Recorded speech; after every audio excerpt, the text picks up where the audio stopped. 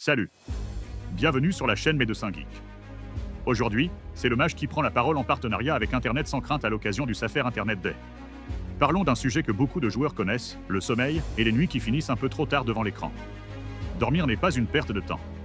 Pendant la nuit, le cerveau travaille. Il trie les souvenirs, renforce la mémoire et régule nos émotions. C'est un peu comme un reset nocturne du système. Quand on manque de sommeil, les effets arrivent vite, moins de concentration, plus d'irritabilité et davantage d'erreurs.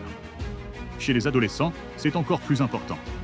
Le cerveau est en plein développement et un coucher tardif répété peut perturber l'attention, les apprentissages et même l'humeur. Mais pourquoi les jeux vidéo perturbent parfois le sommeil? D'abord à cause de la lumière des écrans qui trompe notre cerveau et retarde la production de mélatonine, l'hormone du sommeil. Ensuite à cause de l'excitation du jeu. Une partie compétitive, un combat difficile, une victoire à aller chercher, tout cela maintient le cerveau en mode combat au lieu de le préparer au repos. Et puis il y a ce que j'appelle le sortilège du juste une dernière partie. Les quêtes, les niveaux, les récompenses, tout est conçu pour donner envie de continuer. Alors comment garder le contrôle? Premier conseil, fixer une heure de fin de jeu, surtout le soir. Deuxième conseil, éviter les écrans au moins une heure avant de dormir.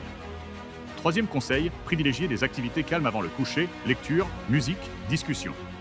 Et surtout, rappelle-toi une chose, un bon sommeil, c'est le meilleur bonus de performance pour le lendemain. C'était le mage et maintenant que tu sais, ton cerveau vient de gagner un point d'XP.